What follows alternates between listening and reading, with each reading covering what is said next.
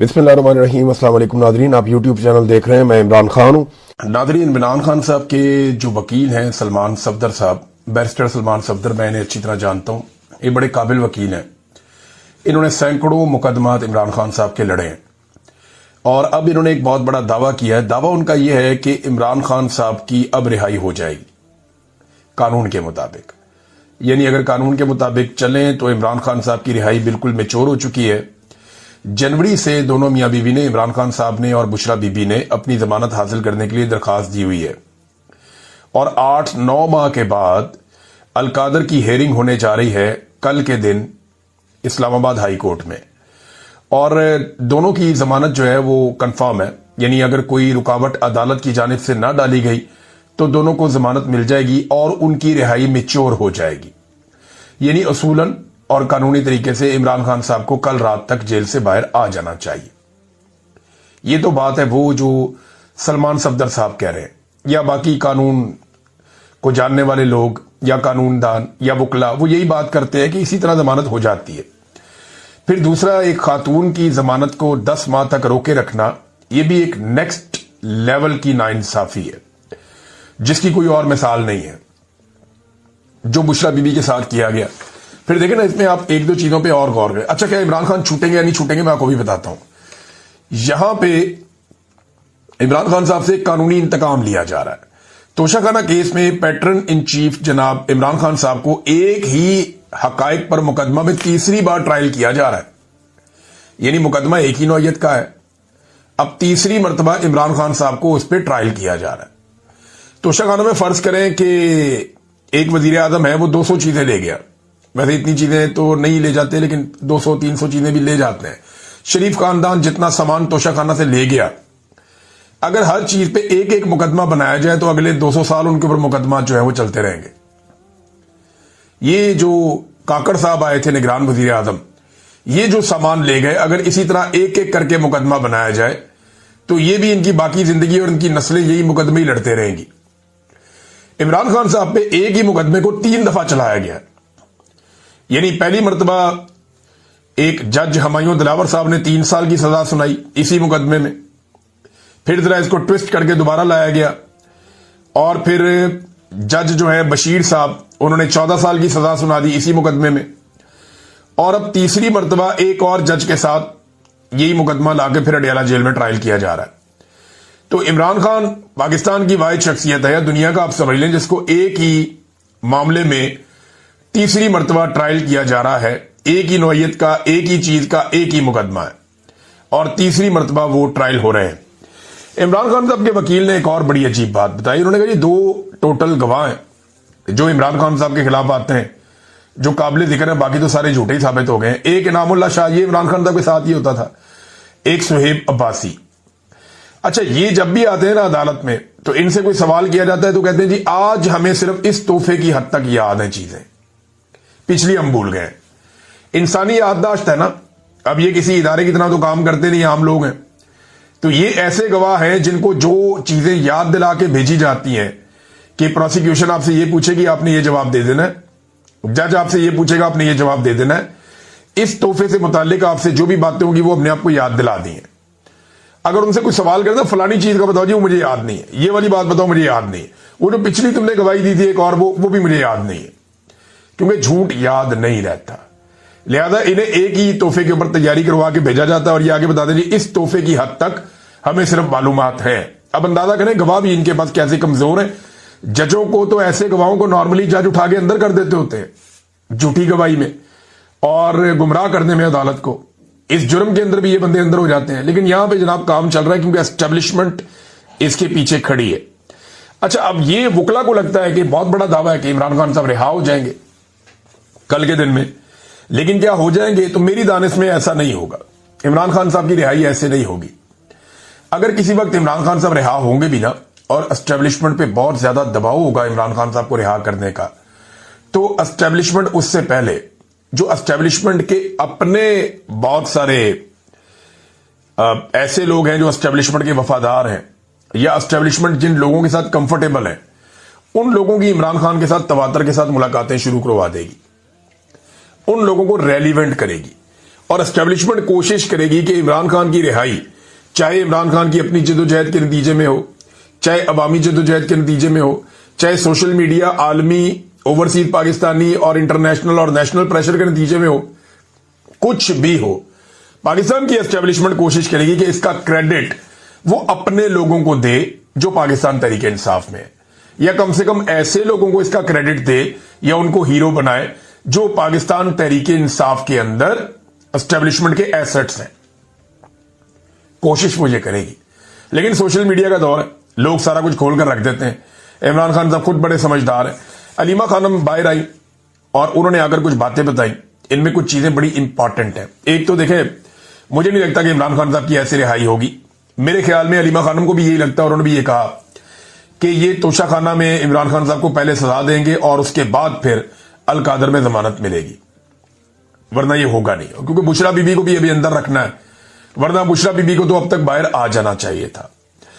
अच्छा जी, इमरान खान ने कहा कि इन्होंने पहले ही सजाएं लिख कर रखी होती हैं और ये सजाएं इन्होंने सिर्फ मुझे सुनानी होती है। इनके गवाह झूठे साबित हो रहे हैं, वरना अभी तक मैं बाहर आ जाता। इमरान खान साहब ने भी वही बात की। Chief justice Islamabad high court को बड़ी मेहनत करके ये लाए, जैसे इन्होंने 26 तरमीम की वो सारा कुछ किया, और बार बार वो तारीख मनसूख करते हैं। वो बड़ी मेहनत कर रहे हैं इमरान खान साहब का केस ना लगे। 8-9 माह तो हो गए हैं, इमरान खान साहब का केस लगने ही नहीं दिया जा रहा। जो सबसे इंपॉर्टेंट बात इमरान खान साहब ने की कि वो बार बार आए, इमरान खान साहब ने बार बार इसके ऊपर बात की जब उन्हें मौका मिलता था, और बार बार आकर उन्होंने वादिया तीरा के वाकये पर अफसोस का और दुख का इजहार किया। इमरान खान साहब ने कहा कि खवातीन और बच्चों की शहादत पे उन्हें बहुत तकलीफ है। उन्होंने कहा कि मैं 1 साल से कह रहा हूं कि ऑपरेशन ना करें, यहां पे कोलेटरल डैमेज होगा, इसके नतीजे में नफरतें बढ़ेंगी और दहशतगर्दी बढ़ती चली जाएगी, और खैबर पख्तूनख्वा की हुकूमत को ट्रैप कर दिया गया है। अफगानिस्तान में भी वो ये कह रहे हैं कि इसी तरह हुआ था, जब अमेरिका दहशतगर्दों के ऊपर अटैक करता था या हमले करता था तो कोलेटरल डैमेज बहुत बड़े पैमाने पर होता था। करजई की और गनी की जो 2 अदवार गुजरे हैं, उसमें उन्हें यह बहुत बड़ी प्रॉब्लम हुई है कि तालिबान जहां पे भी जाते थे उन्हें बहुत बड़ी सपोर्ट इसलिए मिलती थी कि लोगों के साथ जुल्म बहुत हुआ था ऑपरेशन के नाम के ऊपर। तो ये इमरान खान साहब ने मिसाल दी। फिर उन्होंने कहा जी आसिम मुनीर साहब की जो अफगान पॉलिसी है उस पर शदीद तनकीद की इमरान खान साहब ने। तफसीलात आ जाएंगी, मैं आपके साथ शेयर करूंगा। और जी अफगानों के खिलाफ बयानात भी दिए गए, हमले भी, बेदखलियां भी, ड्रोन हमले भी, ये सारी चीजें इमरान खान साहब ने कहा गैर जरूरी और गलत है। आसिम मुनीर साहब सारी दुनिया में जाते हैं, इनको जाना चाहिए था अफगानिस्तान, और अफगानिस्तान जाके अफगानिस्तान के साथ मामलात करने चाहिए थे, क्योंकि पाकिस्तान का अमन वहां पे जुड़ा है। इमरान खान साहब कहते हैं कि आसिम मुनीर साहब जो मौजूदा ऑपरेशन हो रहे हैं उससे 2 मकासद हासिल करना चाहते हैं। नंबर 1, उन्हें आलमी सतह पर पजीराई मिल जाए, तारीफ हो जाए कि वो मुजाहिद है जो दहशतगर्दी के खिलाफ खड़ा है और लड़ रहा है।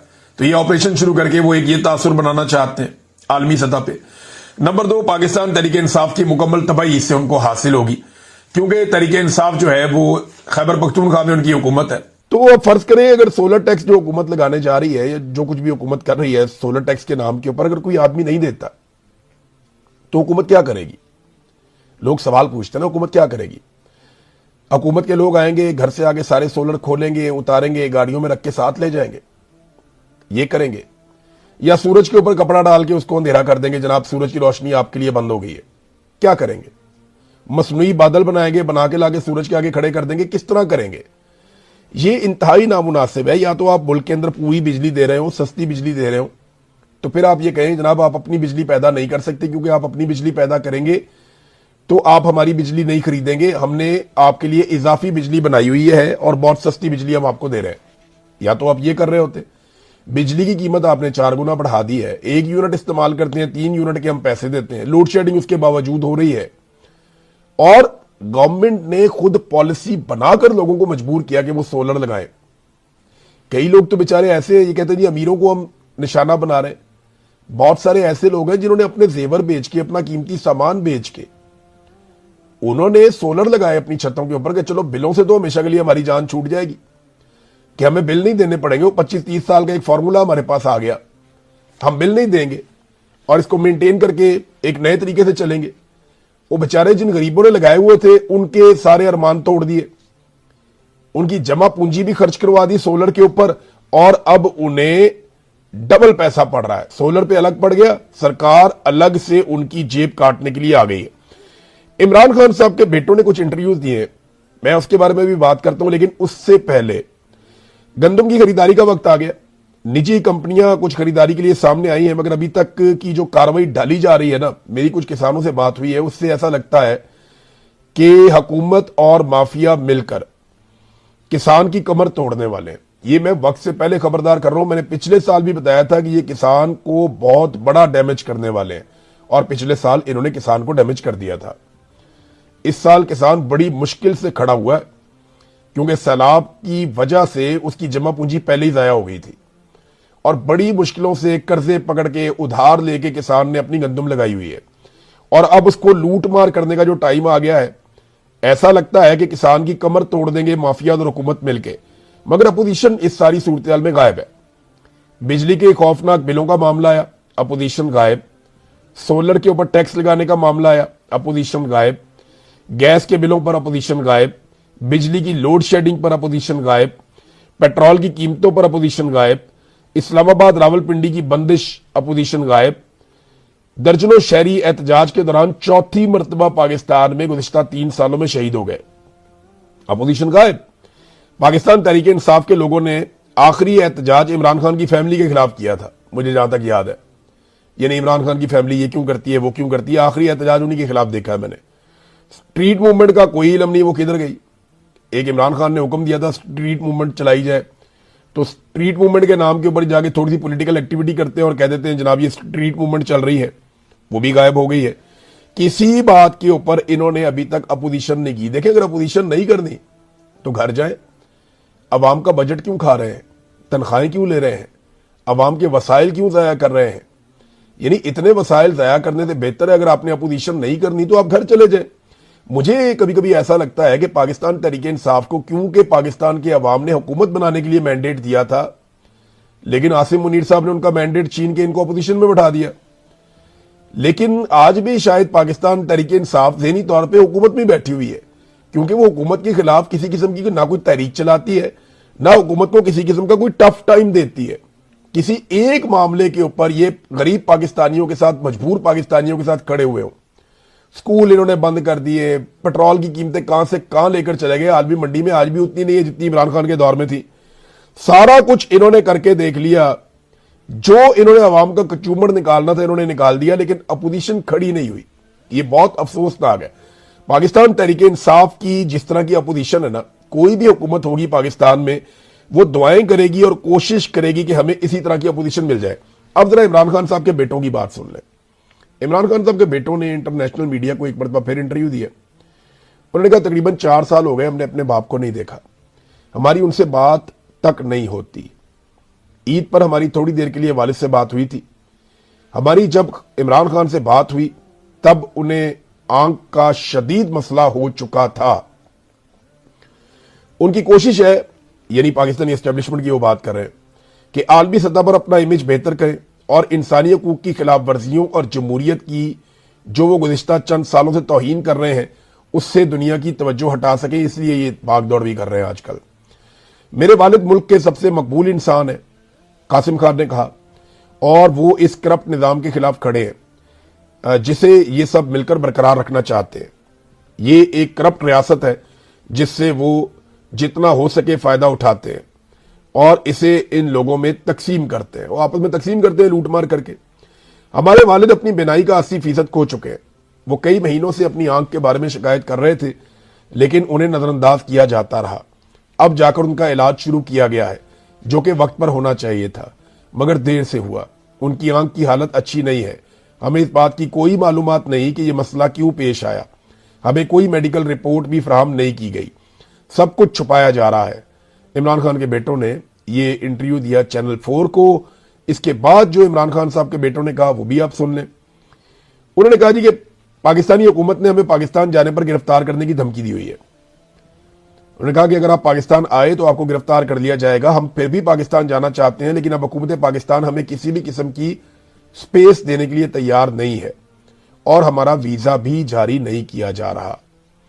हम वाशिंगटन गए थे, हमारी बातचीत हुई थी, वहां से रद्द-ए-अमल आने वाला था कि हुकूमत पाकिस्तान ने मशरिक में अमरीकी पपेट हुकूमत बनने की हर मुमकिन कोशिश शुरू कर दी।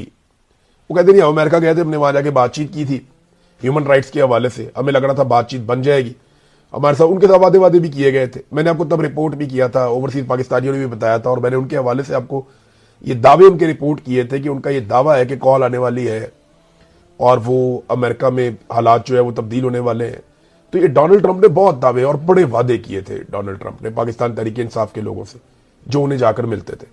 इसी तरह जब ये रिचर्ड ग्रेनल वगैरह मिले इन्हें, कासिम को और सलमान को, तो उन्होंने इनके साथ भी बातचीत की। वो कहते जी हमारा तो मामला बनने वाला था कि रद्देमल आने वाला था, हम वाशिंगटन गए, वहां हमारी बातचीत हुई थी। हुकूमत पाकिस्तान में मशरिक में अमरीकी पपेट हुकूमत बनने की हर मुमकिन कोशिश शुरू कर दी। उन्होंने पहले डोनाल्ड ट्रंप को अमन के नोबेल इनाम के लिए नामजद किया, फिर उन्होंने अपने मिनरल्स अमेरिका के हवाले करने की कोशिश की, उन्होंने क्रिप्टो करेंसी के जरिए खुशामद की कोशिश की, उन्होंने हर वो काम करने की कोशिश की जिसके खिलाफ इमरान खान स्टैंड लिए खड़े हैं। यानी ये आप ध्यान में रखें कि क्रिप्टो वाला मामला जो है ना, ये छोटा मामला नहीं है। बिलाल बिन साकिब, ये एक नाम आपने याद रखना है। इनका नाम इंटरनेशनल मीडिया की जीनत बन चुका है पाकिस्तान के हवाले से, और इनके ताल्लुकात इस वक्त जो ट्रंप एडमिनिस्ट्रेशन के अंदर अहम लोग हैं उनकी फैमिली और बच्चों के साथ है। और ये वो जरिया है जहां से फील्ड मार्शल आसिम मुनीर ने व्हाइट हाउस तक का रास्ता ढूंढा है, और इसके बारे में एक नहीं मुतअद्दिद खबरें पहले ही छप चुकी हैं।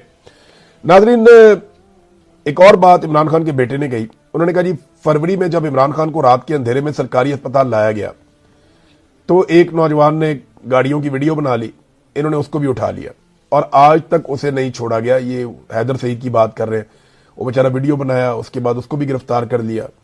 तो पाकिस्तान में हर वो आदमी जो आवाज उठाता है या बोलना चाहता है उसे गिरफ्तार कर लिया जाता है। फिर इमरान खान के बेटे ने कहा कि मेरी ख्वाहिश है कि मुस्तकबिल करीब में पाकिस्तान में आज़ादाना इंतखाबात हों, मेरे वालिद आज़ाद हों, साफ और शफाफ इंतखाबात हों। इमरान खान 95% अवाम के नुमाइंदा है और वो पाकिस्तान के वज़ीर आज़म होंगे, लेकिन अभी कोई बेहतरी दिखाई नहीं दे रही। तो नाज़रीन, ये तो है जनाब सूरत हाल। पाकिस्तान तहरीक इंसाफ इमरान खान साहब की पार्टी है, लेकिन क्या वो इमरान खान साहब की पॉलिसी पे अमल कर रही है, इसके ऊपर हम बात करेंगे।